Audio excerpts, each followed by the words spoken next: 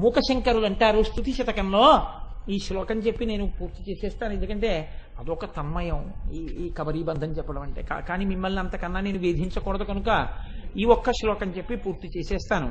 మూకశంకరులు అంటే వారు పుట్టుక చేత మూగివారు.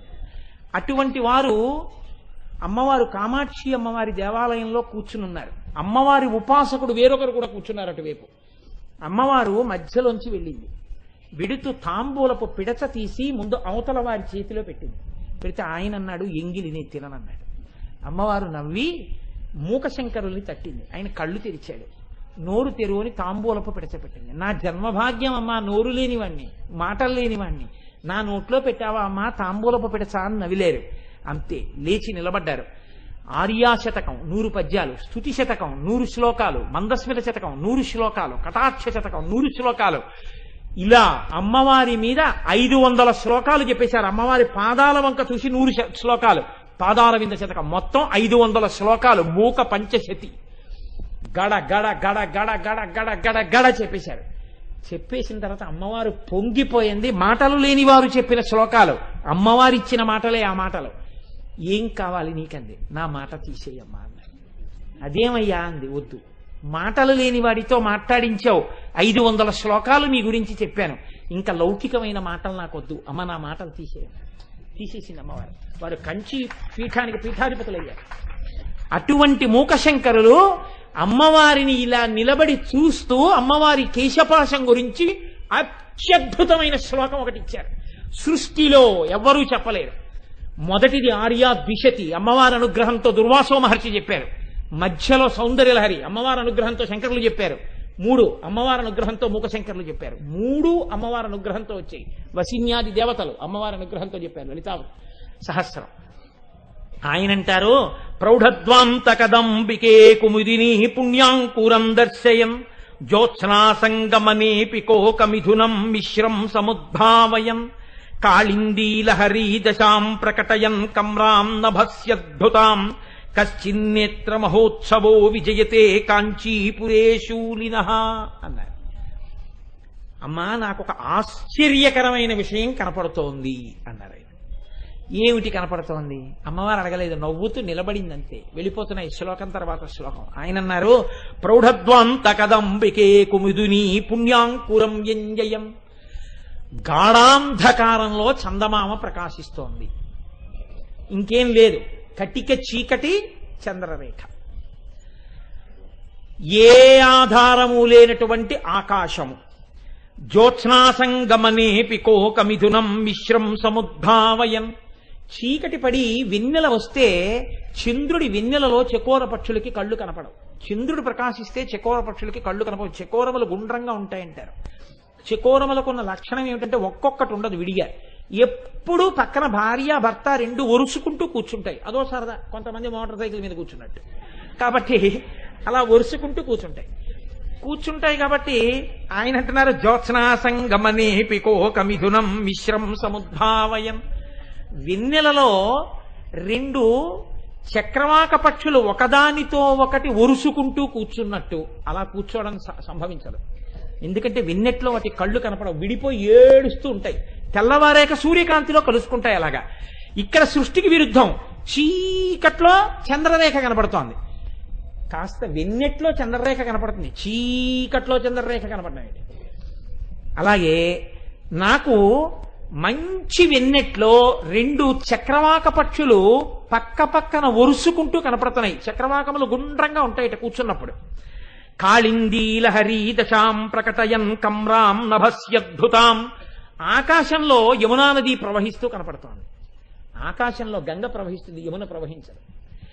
ఇలా అసలు సృష్టిలో ఉండనటువంటి 3 విరుద్ధమైన విషయములు నాకు నీ రూపంలో కనపడుతున్నాయి. కానీ నిన్ను అలా చూసినప్పుడు కాముణ్ణి గెలిచిన వాడు కళ్ళు ఇంత చేసుకుని ఇలా ఇంత గొప్పగా ఉన్న వస్తువు నాది అని చూడబడేటటువంటి పరమశివుడి యొక్క నేత్రములకు విజయమై ఉత్సవమై సంతోషమును కలిగించేటటువంటి ఆ రూపమును నేను ఇవాళ చూస్తున్నానన్నారు.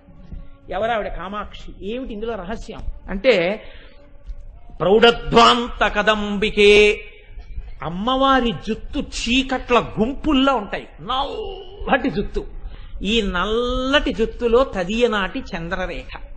అందుకని అమ్మవారి జుత్తులో ఉన్నటువంటి చంద్రరేఖని నల్లటి చీకట్లో చంద్రరేఖ, వెన్నెట్లో కలుసుకున్నటువంటి చక్రవాక పక్షులు, పైన ఉన్నటువంటి చంద్రరేఖ యొక్క వెన్నెట్లో పక్క పక్కనే ఉన్నటువంటి అమ్మవారి యొక్క 2 స్తనములు, 3 కాళిందీ లహరి, ఆకాశంలో ప్రవహిస్తున్నటువంటి యమునా నది.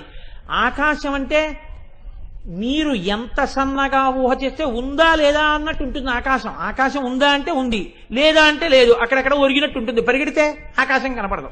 ఉందా లేదా బాగా పట్టి పట్టి చూస్తే అమ్మవారికి నడువు ఉందనిపిస్తుందట. అంత సన్నటి నడువు, అంతటి సన్నటి నడువు కాబట్టి ఆకాశం లాంటి నడువు. దీని మీద యమున ప్రవహిస్తోంది. ఆకాశంలో గంగ అయితే తెల్లగా ఉంటుంది, యమున ప్రవహిస్తే నల్లగా ఉంటుంది. ఏమిటి ప్రవాహం? నల్లటిది, అమ్మవారి యొక్క నూగారు.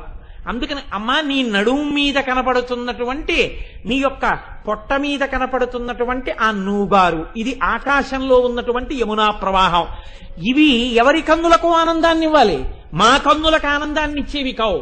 ఇవి అమ్మవారి స్వరూపంగా మేము ఆరాధన చేస్తాం. ఒకరి కన్నులకు మాత్రం ఉత్సాహాన్ని ఇస్తాయి. ఎవరైనా కశ్చిన్నేత్ర మహోత్సవో విజయతే కాంచీపురే శూలినః, శూలం పట్టుకున్న ఆయన ఉన్నాడే, త్రిశూలం పట్టుకున్న ఆయన కన్నులకు ఆనందాన్ని గొలిపే రూపం అమ్మా ఈ రూపం, కామాక్షి రూపం. ఆ రూపాన్ని మేము నమస్కారం చేసి స్తోత్రం చేస్తున్నాం. అది నా కన్నుల కట్టెదుట నిలబడితే మాటలు లేనివాడు శ్లోకం చెప్పి ధన్యుడనయ్యానమ్మా, ఇది నాకు కలిగిన దర్శనం అన్నారు మూకశంకరులు. ఆయన కూడా ప్రౌఢధ్వాంతకదంబికే కుముదుని, అమ్మవారి నల్లటి ఆకాశంలో పుట్టినటువంటి కలువ పువ్వుతో పోల్చారు. కలువ పువ్వు నల్లటి ఆకాశంలో నల్ల కలువ ఎలా కనపడుతుందండి? కనపడదు. చీకట్లో నల్ల కలువ కనపడనట్టు చీకట్లో కనపడుతున్నటువంటి నల్ల కలువ అయిపోయింది ఇప్పుడు. అంటే సృష్టికి విరుద్ధం చంద్రరేఖ, నల్లటి కురులలోని చంద్రరేఖ. ఆకాశంలో యమునా నది, అమ్మవారి యొక్క నడుము మీద నూగారు. రెండవది, వెన్నెట్లో చక్రవాకాలు కలవవు, వెన్నెలలో ప్రకాశిస్తున్న చక్రవాక పక్షుల వంటి స్తనములు. ఇవి ఎవరి కంటికి ఆనందాన్ని ఇస్తాయి? కాంచీపురంలో ఉన్నటువంటి పరమశివుడి కంటికి ఆనందాన్ని ఇచ్చేవి. ఈ నల్లటి జుత్తు మాకో వ్యామోహాన్ని విరిచేస్తుంది, విరిచేసి జ్ఞానాన్ని ఇస్తుంది. మాకు అమ్మవి, ఆయనకి అనురక్త అయినటువంటి నిత్యలివి, భార్యవి, ప్రియురాలివి. అమ్మా ఏకకాలమునందు నువ్వు శివకామ సుందరివి, మాకో మా తల్లివి. అటువంటి దర్శనమిచ్చి మమ్మల్ని కృతార్థురాల్ని చేశావమ్మా అని మూకశంకరుడు స్తుతి శతకంలో అమ్మవారి యొక్క కబరీబంధం మీద చేసినటువంటి శ్లోకం. కాబట్టి ఇవాళ శుక్రవారం, అందున పుష్యమాసంలో కృష్ణపక్షంలో వచ్చినటువంటి మొట్టమొదటి శుక్రవారం, తదియతో ఉన్నటువంటి శుక్రవారం.